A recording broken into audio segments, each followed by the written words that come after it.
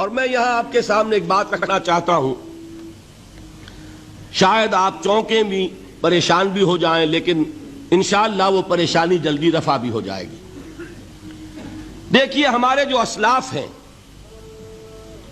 صحابہ کرام کے بعد ائمہ، یہ ہمارے اسلاف میں چوٹی میں ہیں۔ ان اسلاف میں، ان ائمہ میں دو بنیادی قسمیں ہیں، ایک محدثین اور ایک فقہاء۔ محدثین ان کا کام کیا تھا؟ قرآن تو اللہ نے خود جمع کر دیا تھا، میں پہلے دن بیان کر چکا ہوں حضور کے سیرہ مبارک میں۔ حضور نے صحابہ کو اسی ترتیب سے قرآن پڑھا دیا اور سینکڑوں صحابہ نے یاد کر لیا۔ پھر جو کمی اگر رہ گئی تھی کتابی شکل میں حضرت ابوبکر لے آئے، پھر اگر اس میں کوئی فرق پڑ رہا تھا پڑھنے کے انداز میں تو ایک کتابت کے اوپر جمع کر دیا حضرت عثمان نے۔ بات ختم ہو گئی۔ خلافت راشدہ میں قرآن کا معاملہ تو محفوظیت کی آخری درجے کو پہنچ گیا۔ اب اصل مرحلہ کیا تھا؟ حضور کے اقوال مبارک کو جمع کرنا، ان کو بھی تو سمیٹنا ہے نا۔ صحابہ ہیں، منتشر ہو گئے ہیں، کوئی صحابی کوفے چلے گئے، کوئی صحابی دمشق چلے گئے، کوئی کہیں چلے گئے، کوئی کہیں چلے گئے۔ میزبان رسول جو ہے وہ دفن ہے قسطنطنیہ کی فصیل کے باہر، حضرت ابو ایوب انصاری رضی اللہ تعالی عنہ۔ اب ان سب کے پاس، کسی کے پاس اتنی احادیث، کسی کے پاس اتنی احادیث، ان کو جمع کرنے کا کام، پھر چھان پھٹک کرنے کا کام، پھر مرتب کرنے کا کام، یہ کس نے کیا؟ محدثین کرام نے۔ بہت بڑے محسن ہیں اس امت کے محدثین کرام، پوری زندگیاں کھپائیں۔ ایسا بھی ہوا ہے ایک صحابی مدینے سے چلتے ہیں، ایک محدث مدینے سے چلتے ہیں، انہیں معلوم ہوتا ہے کہ ایک صحابی دمشق میں ہے، ایک حدیث وہ بیان کرتے ہیں، ذرا باریک باتیں سمجھ لیجئے گا۔ ان کو وہ حدیث معلوم تھی، لیکن وہ حدیث 3 راویوں کے راستے سے آ رہی تھی۔ ان کے پاس جو حدیث تھی وہ 2 راویوں کے حوالے سے تھی۔ اب وہ جاتے ہیں اور وہ بیت المقدس کا اور وہ دمشق کا سفر کرتے ہیں صرف اس حدیث کو سننے کے لیے، سواری سے اترتے بھی نہیں۔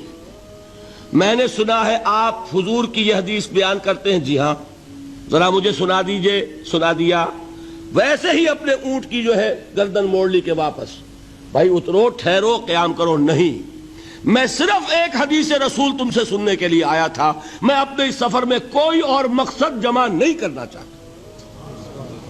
یہ کام کیا محدثین نے۔ بہرحال میں اس وقت جمع و تدوین حدیث کے موضوع پر میری گفتگو نہیں ہے، لیکن چونکہ ہمارے اس جدید دور کے فتنوں میں ایک فتنہ ہے انکار حدیث کا۔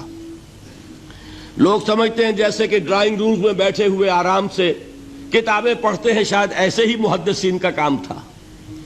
انہوں نے جس طرح زندگیاں لگائی ہیں اور جس طریقے سے حدیث کو جمع کرنے کے لیے مشقتیں جھیلی ہیں، اس کا آج ہم تصور نہیں کر سکتے۔ اچھا، وہ تو محدثین کرام ہیں، ان میں بھی اب ایک کا نام نوٹ کر لیجئے، چوٹی پہ کون ہے؟ امام بخاری، امام مسلم، امام ترمذی، امام احمد ابن حنبل، امام ابن ماجہ، امام ابو داؤد، سب ہیں، لیکن چوٹی پر رئیس المحدثین کون ہے؟ امام بخاری۔ اچھا، اب تیسرا طبقہ ہے ہمارے ہاں، دوسرا، وہ ہے فقہاء۔ قرآن بھی جمع ہو گیا، حدیث بھی آ گئی، اب اس سے احکام نکالنے بھی تو ہے نا، استدلال کرنا ہے، حدیثوں کو جوڑنا ہے، قرآن کے ساتھ ان کا ربط تلاش کرنا ہے، اور پھر کوئی حکم تلاش کرنا ہے، اجتہاد کرنا ہے۔ یہ کام جنہوں نے کیا انہیں ہم کیا کہتے ہیں؟ فقہاء کرام۔ اور ان میں بہرحال جو لوگ یہاں جمع ہیں، مجھے یقین ہے کہ وہ اس بات کو تسلیم کرتے ہوں گے کہ ان میں چوٹی پر ہیں امام ابو حنیفہ رحمۃ اللہ علیہ، امام اعظم۔ ٹھیک ہے، کسی کی رائے ذرا مختلف بھی ہو سکتی ہے، کوئی شافعی مسلک کا ہے تو امام شافعی کو بہرحال وہ اونچا درجہ دے گا، مالکی مسلک کا ہے تو امام مالک سے اسے زیادہ نسبت ہے۔ لیکن واقعہ یہ ہے پوری دنیا نے تسلیم کیا ہے کہ قانون کا جتنا سینس امام ابو حنیفہ کو ہے، قانون ایک علیحدہ شے ہے، اخلاقیات علیحدہ چیز ہیں، ایک شے کا اخلاقی تقاضا کچھ اور ہے، قانونی تقاضا کچھ اور ہے۔ آپ کو کسی نے تھپڑ مارا، اخلاقی تقاضا کیا ہے؟ معاف کر دو بھائی، اور قانونی تقاضا کیا ہے؟ جوابی تھپڑ رسید کرو، اس لیے کہ اگر یہ نہیں کرو گے تو اس کی ہمت افزائی ہوگی، یہ کسی اور کو بھی تھپڑ مارے گا۔ قانون کا تقاضا یہ ہے، السن بالسن، دانت کا بدلہ دانت، والاذن بالاذن، کان کا بدلہ کان، قانون یہ ہے۔ اور اخلاق کا تقاضا کیا ہے؟ وَإِن تَعْفُوا وَتَصْفَحُوا وَتَغْفِرُوا، اگر تم بخش دو، معاف کر دیا کرو، لوگوں سے درگزر کیا کرو، فَإِنَّ اللَّهَ غَفُورٌ الرحیم، تو اللہ بھی تو غفور الرحیم ہے۔ تقاضے متضاد ہو گئے کہ نہیں؟ کسی معاملے کے اخلاقی پہلو پر نظر رکھنا یہ اور مزاج ہوگا، اور کسی معاملے کے قانونی پہلو کی گہرائی میں اترنا یہ اور مزاج ہے۔ میں اپنا احساس عرض کر رہا ہوں، اور دنیا میں جو بات مانی گئی ہے کہ جس کا نام لیگل سینس ہے، قانون کا ایک فہم، اس میں دنیا کا کوئی شخص مقابلہ نہیں کر سکتا امام ابو حنیفہ کا۔ آپ صحابہ کو ان سے مستثنیٰ کر دیجئے، ظاہر بات ہے انبیاء اور رسولوں کا معاملہ نہیں ہے، تو باقی انسانی نوع انسانی کے اندر امام ابو حنیفہ کا پلے کا کوئی شخص، ان کے برابر کا کوئی شخص قانون کا فہم رکھنے والا آج تک پیدا نہیں۔ تو سید الفقہاء کون ہوئے؟ امام ابو حنیفہ۔ اور رئیس المحدثین کون ہے؟ امام بخاری۔ یہ ساری جو میں نے اس وقت آپ کو تمہید بیان کی، وہ اس مسئلے کے لیے پریشان کن مسئلہ یہ ہے کہ امام ابو حنیفہ کی طرف یہ بات منسوب ہے کہ وہ یہ فرماتے ہیں الایمان قول، ایمان نام ہے صرف قول کا، عمل اس میں زیر بحث نہیں آتا۔ ولا یزید ولا ینقص، وہ ایمان نہ گھٹتا ہے نہ بڑھتا ہے۔ ایک سٹیٹمنٹ سمجھ میں آ گیا نا؟ اب دوسرا سٹیٹمنٹ سنیے، وہ ہے امام بخاری کا، رئیس المحدثین کا، الایمان قول وعمل، ایمان نام ہے قول اور عمل کے مجموعے کا، قول اور عمل دونوں چیزیں ایمان میں شامل، وَيَزِيدُ وَيَنْقُصُ، وہ گھٹتا بھی ہے بڑھتا بھی ہے۔ ایک مسلمان کو پریشان ہو جانا چاہیے کہ نہیں؟ ایمان جیسی بنیادی بات، سارا قصر تو یہیں سے تعمیر ہونا ہے، جڑ بنیاد ایمان ہے۔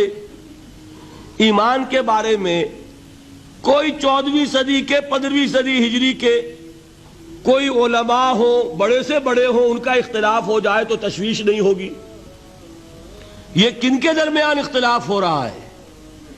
رئیس المحدثین امام بخاری اور سید الفقہاء امام ابو حنیفہ۔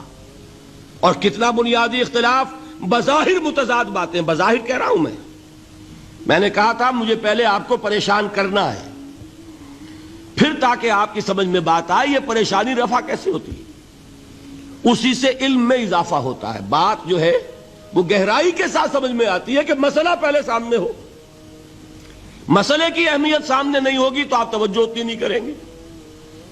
تو دیکھیے تضاد کتنا ہے، بعد المشرقین جسے کہتے ہیں ہم اپنے محاورے میں، کہ ایک مشرق کی بات ہے تو دوسری مغرب کی ہے۔ الایمان قول، نہیں، الایمان قول وعمل، تضاد ہے نا۔ لا یزید ولا ینقص، نہیں، یزید وینقص۔ تو یہ تو معلوم ہوتا ہے کہ بہت زبردست اختلاف ہے جو حل نہیں ہو سکے گا۔ اللہ تعالیٰ کا شکر ادا کرتا ہوں، اس نے اس کا حل سمجھایا۔ اور کیسا سمجھایا؟ میں پورے انشراح صدر کے ساتھ کہہ رہا ہوں، اس میں کوئی تصنع نہیں، کوئی تکلف نہیں۔ میرے نزدیک دونوں باتیں 100% درست ہیں۔ یہ نہیں کہ 50% یہ درست 50% وہ درست، نہیں، یہ بھی 100% درست، یہ بھی 100% درست۔ فرق کیا ہے؟ محل مختلف ہے۔ امام ابو حنیفہ قانونی ایمان کی بات کر رہے ہیں، اور امام بخاری حقیقی ایمان کی بات کر رہے ہیں۔